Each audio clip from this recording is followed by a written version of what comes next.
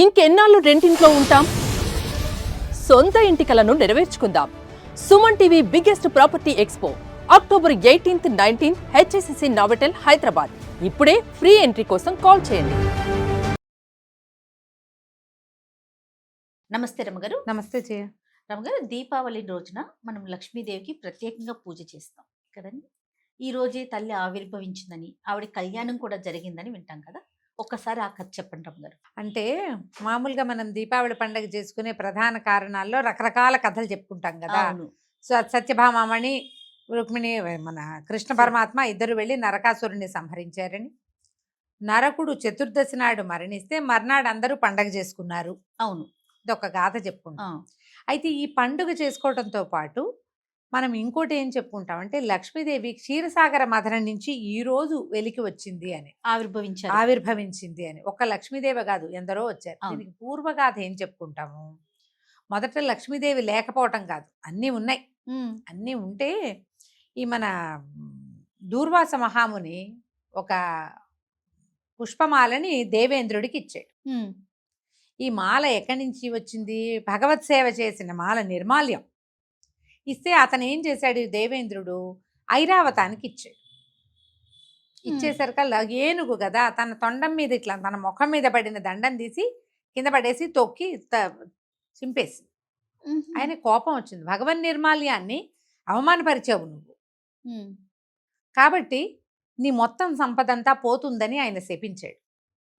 శపించేసరికల్లా మొత్తం దేవతల ఐశ్వర్యము, సంపద సమస్తమైనవి పోయినాయి. దేవతలు అలోలక్ష్మణానే అయిపోయారు.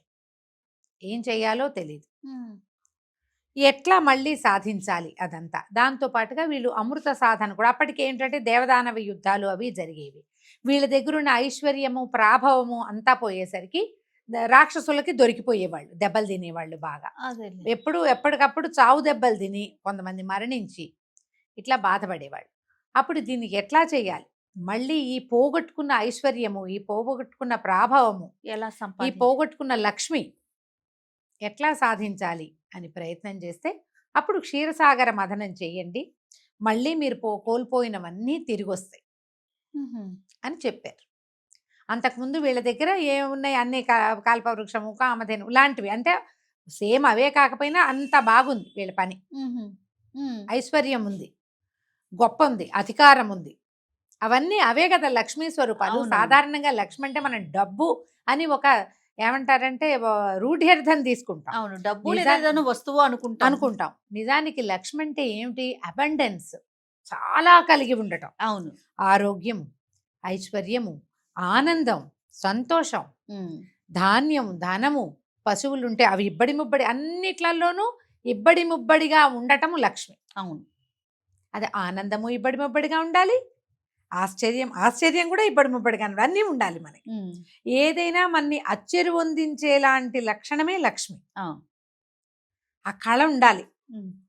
కొంతమంది కనిపిస్తారు సామాన్యంగా ఉంటారు, ముక్కు మొహం కాస్త రంగు తక్కువగా కూడా ఉంటారు, కానీ లక్ష్మీ కళ ఉంటుంది వాళ్ళలో. అవును, వాళ్ళలో ఉన్న లోపల ఉన్న చైతన్యం ఆ లక్షణాన్ని కలిగి ఉంటుంది.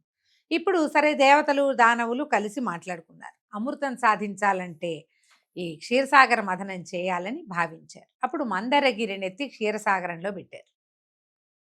ఆ మందరగిరికి తాడుగా వాసుకి అనే సర్పాన్ని తీసుకున్నారు. అవును, ఈ సర్పాలలో అక్కడ ఆదిశేషువేమో ఆయన దగ్గర ఉంటే, విష్ణువు దగ్గర ఉంటే, వాసుకి మామూలుగా శివుడి దగ్గర ఉండేవి. ఇవన్నీ తీసుకున్నారు. శివుడి దగ్గర ఉండే వాసుకుని పెట్టుకున్నారు. ఈయన మహాసర్పం. ఈ సర్పాన్ని వాసుకిని కవ్వంతాడుగా తీసుకున్నారు. తీసుకుని మీరో వైపు మేమో వైపు కలిపి చిలుకుదామని, మామూలుగా ఇంత గిన్నె అనుకో, ఒకళ్ళే ఇట్లా ఇట్లా అంటారు. సముద్రంలో పెట్టిన కొండని చిలకాలంటే ఎంతమంది కావాలి? దేవతలు ఒకవైపు, దానవులు ఒకవైపు, రాక్షసులు ఒకవైపు పట్టుకున్నారు. తలా తోక పట్టుకుని చిలికారు. చిలుకుతుంటే సముద్రంలో పడిపోతుంది కింద కుదురు లేక. కుదురుగా ఏం చేశాడు భగవంతుడు, పురుషోత్తముడైనటువంటి విష్ణుమూర్తి, తను ఒక కూర్మంగా మారి ఆది కూర్మ అవతారాన్ని తీసుకుని ఈ వెళ్ళి మందరగిరి కింద కూర్చున్నాడు. అది మునిగిపోయి ఒరిగిపోకుండా దాని మీద కుదురు చట్టు, దాని కింద కుదురుగా ఉన్నాడు అనమాట. దాని మీద ఆయన వీపు మీద నిలబడిన మందర పర్వతం ఇక చిలికింది. చిలికేసరికల్లా హాలాహలం పుట్టింది మొట్టమొదట. ఆ, హాలాహలం పుట్టి వీళ్ళంతా హాహాకారాలు చేసి పరిగెత్తారు. మరి భగవంతుని పరమేశ్వరుని ప్రార్థించండి, ఆయనే దీనికి సమాధానం చెప్తాడంటే ఆయన అడిగారు, అయ్యా మమ్మల్ని రక్షించవా అంటే ఆయన ఏం చేశాడు, ఆ హాలాహలాన్ని ఇట్లా ఒడిసి పట్టి తాగాడు. ఇంగేసి కంఠంలో దాచిపెట్టాడు. ఉమ్, గరళ కంఠుడు అయ్యాడు భగవంతుడు. అక్కడ అయింది. ఉమ్, అక్కడి నుంచి మళ్ళీ ఇంకా ఇంకా చిలకట మొదలుపెట్టారు. చిలకట మొదలెట్టేసరికి ఇక ఒకటి ఒకటి చొప్పున వచ్చినాయి బోలెడన్ని వస్తువులు. అమృతం ముందు రాల, చివరికి వచ్చింది. ఉహుం. పాలకడల నుంచి లక్ష్మీదేవి, ఐరావతము, కామధేనువు, కల్పవృక్షం. కల్పవృక్షము, చంద్రుడు, చుక్కలు కాదు చంద్రుడు, తర్వాత అప్సరసలు. ఆహా. అప్సరసలు కూడా పాలకడల నుంచి పుట్టారు. వాళ్ళంతా లక్ష్మీదేవితో పాటు పుట్టిన వాళ్ళే. ఓహో. వీటన్నిటితో పాటుగా గవ్వలని, శంఖాలని, ఎన్నో రకాల మణులు అవన్నీ కూడా సముద్రంలోంచి బయటకు వచ్చినాయి. ఉమ్, వీళ్ళందరూ వచ్చాక అమృత భాండం పట్టుకుని ధన్వంతరి ఏం చేశాడు, ఆయన వచ్చాడు. వైద్య గ్రంథం ఒకటి పట్టుకొచ్చాడు, జలగని పట్టుకుని అమృత భాండాన్ని పట్టుకుని వచ్చాడు. జలగ అమ్మగారు. జలగ. ఆహా.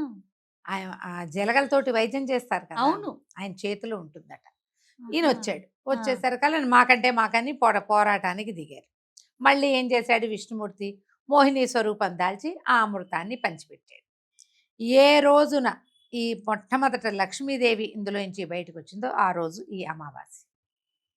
దీపావళి అమావాస్య నాడే లక్ష్మీదేవి జననం జరిగిందని చెప్తారు. ఇది ఒక గాథగా, ఒక పురాణంలో ఇది చెప్పబడింది. చెప్పబడింది.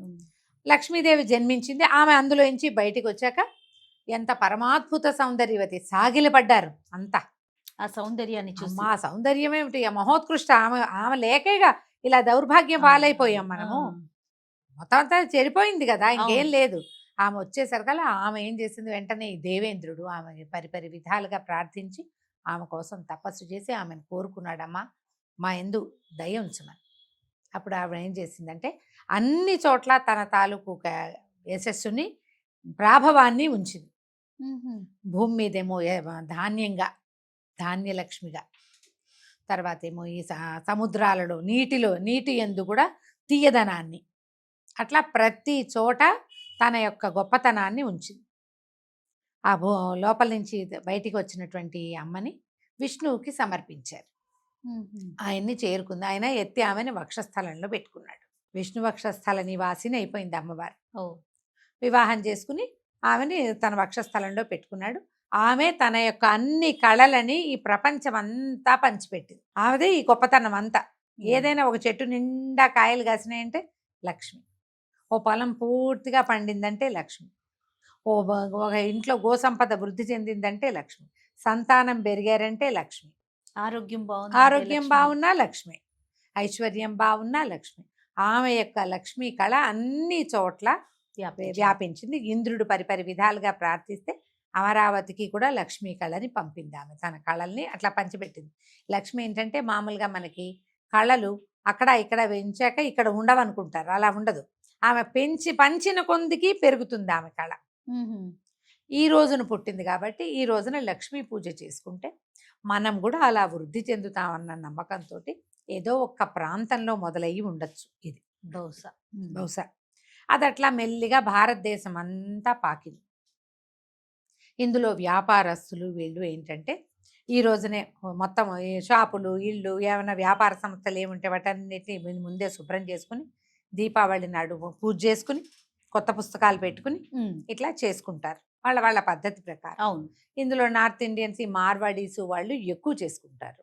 మన ప్రాంతంలో కూడా అందరూ దీపావళి నాటి రాత్రి పూజ చేసుకోవటమే ఆ విధానం. వారిని చూసి వాళ్ళందరూ బాగున్నారు, మనం అదే కదా చేస్తాం. ఒక పూజ ఒకళ్ళు చేసుకుని వాళ్ళు పైకి వచ్చారనుకో, అది బాగుందని మనం కూడా చేసుకుంటాం. మంచిదే కాబట్టి దాన్ని అలా ఎంకరేజ్ చేయబడుతూ కొన్నాళ్ళకి ఏమవుతుంది, ఇది ఏ ప్రాంతపు పూజో మన ప్రాంతపు పూజగా స్థిరపడుతుంది. వాళ్ళు ఏం చేస్తారు, మనం మన విధానం ప్రకారం చేస్తాం. మనకి షోడశోపచార పూజ చేయటమే మన విధానం. నీకు సౌత్ ఇండియా అంతా కూడా షోడశోపచార అమ్మవారికి 16 ఉపచారాలు సమర్పించటము, నివేదన తయారు చేసి పెట్టడము. కొనుక్కొచ్చి పెట్టే వాళ్ళు ఉండరు, వండి పెట్టాలనుకుంటాం మనం. అవును. బజార్ నుంచి తెచ్చింది మనకు పనికిరాదు. ఇక్కడంతా కూడా వండుకుంటాం. పాయసం చేస్తాం, క్షీరాన్నం చేస్తాం, తర్వాత ఈ బూందీ లడ్డూలని, మైసూర్ పాకులని, శనగపిండితో చేస్తాం కదా బేసన్ లడ్డు అని, అట్లా ఏవో ఒకటి శనగపిండితో చేసిన పదార్థాలని నివేదన చేయటం, మనకున్న సొమ్ములన్నీ అమ్మవారికి సమర్పించడం, కొంత డబ్బులు పెట్టి పూజ చేసుకోవటం, ఎవరెవరి మనసుని బట్టి వాళ్ళు పూజ చేసుకుంటారు. మనం అందుకు లక్ష్మీ పూజ చేసుకోవాలి. ఇప్పుడు ఈ లక్ష్మి అంటే మళ్ళీ మళ్ళీ మనం చెప్పుకోవాల్సింది ఏంటంటే డబ్బు అని అనుకోవద్దు.